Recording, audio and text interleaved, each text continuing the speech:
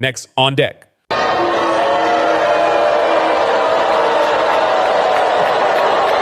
So Kamala Harris pulls out all the stops in Houston. She brings out none other than Queen Bey herself.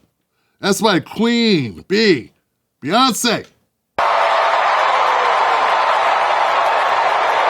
And everyone's excited about it. Big lead up. This is gonna do it. This is gonna put the campaign right back in the game. And no, it didn't work out so well. But why? It's a little thing called bait and switch. See, many people that went to that Queen Bee, well, the Kamala rally, they went because Beyoncé was gonna be there, performing. Now, where'd they get an idea like that?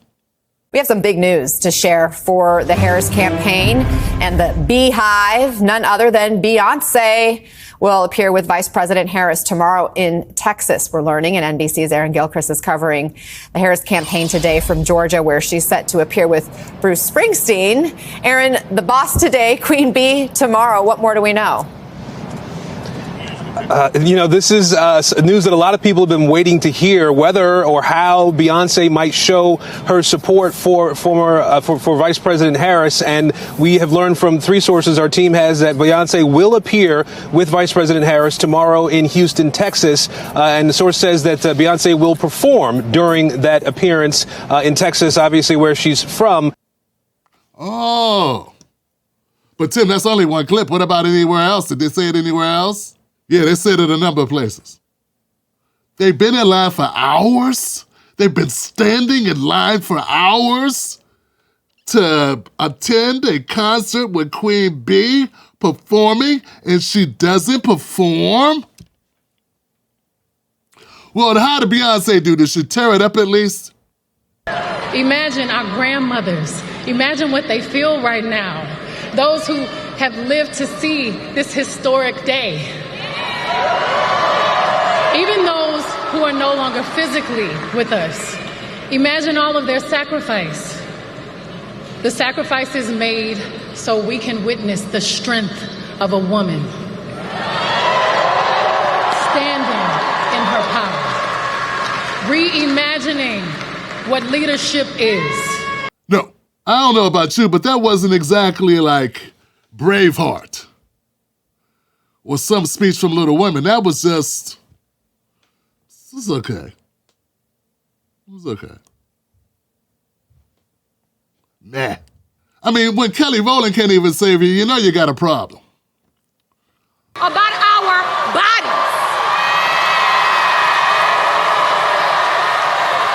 Houston, we are grabbing back the pen. Love Kelly. Man, this is bad. Kamala Harris getting booed in front of her own crowd that she paid to be there. I mean, they say they paid Beyonce. It's been rumors that Beyonce was paid like $10 million.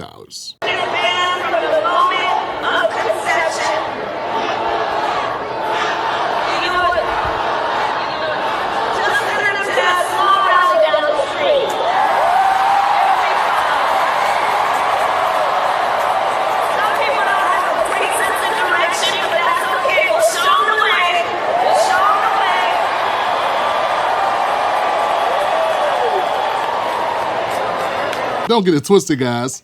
It's not like there weren't other people that performed there. Here goes a clip of Willie Nelson, man. He was there. He was singing this song. Don't let your boys grow up to be cowboys. Yeah, it's Houston, Texas. Willie performed, but not Beyonce. Like the biggest star, arguably, in the world right now, doesn't perform. So what do the Democrats do because of this? They get upset. They point fingers. And that's all the Democrats have been doing is putting fingers at the voters going, why don't you like us? We're amazing. There's something wrong with you if you don't like this. They threw Kamala in this thing at 60 days out from the election. And now they're surprised that people neither like, know, or trust their candidate. I mean, this is the Fetterman. And remember, they're running against a candidate who won his primary 3 times in a row with no help from the Republican Party. No fingers on the scale helping Trump. She is running almost at a tie in your state. You've said that Trump has a special connection with the people of 100%. Pennsylvania. Why? What is it that you see that he appeals to in your state? There's a difference between not understanding, but also acknowledging that it exists.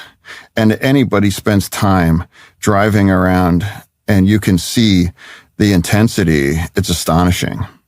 I was doing an event in Indiana County, very, very red.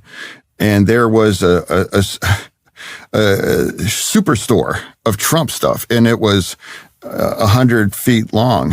And it was dozens of T-shirts and hats and bumper stickers and all kinds. I mean, it's like, where does this all come from?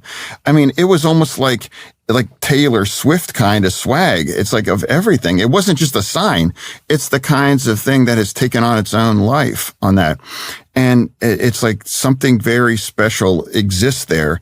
And that doesn't mean that I admire it. It's just like, it's real. Even John Fetterman had to tell the truth about the momentum of the Trump. Well, after this catastrophe that took place in Houston, somebody had to take advantage of it. If it won't be Kamala, it damn sure is going to be Trump. Here goes Trump being Trump about this whole thing, y'all.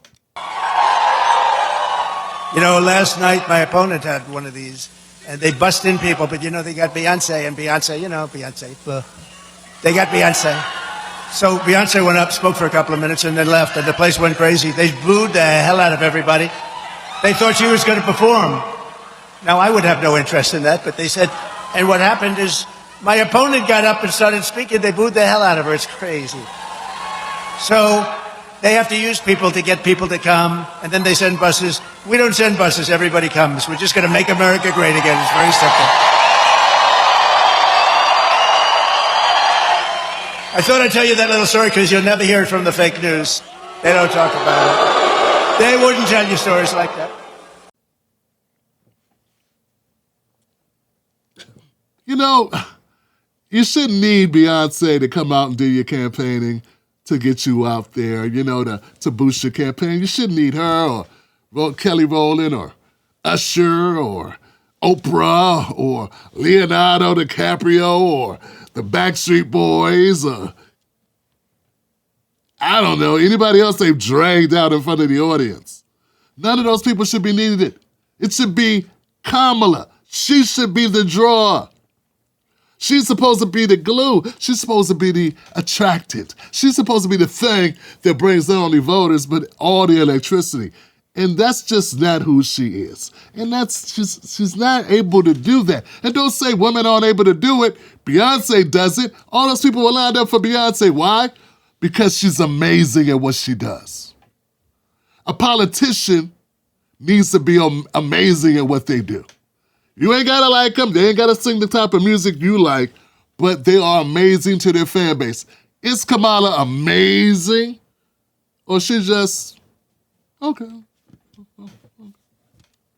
Yeah.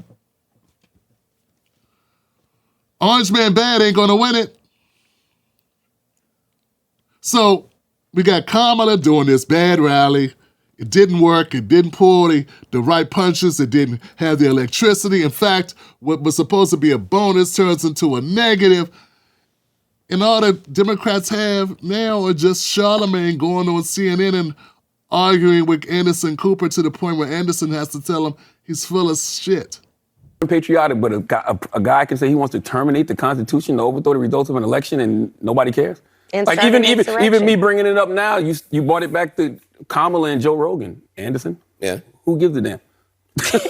Well, I think you give a damn who's elected president. And yeah, I'm especially if that president is a fascist. That's talking about putting people in camps. That's talking about, once again, terminating the Constitution to overthrow the results of an election. That's talking about, jailing his political opponents. Yeah. Like, that rhetoric doesn't scare people? Well, we talked about this every single. This is what I don't think I've been talking about this every night. I don't think y'all have enough conversations about it. I feel like I heard more on this network about is Kamala Harris black than I do about Donald Trump being a fascist. Well, am I wrong, Angela? Honestly, that's bullshit. I'm sorry. Oh, I like that.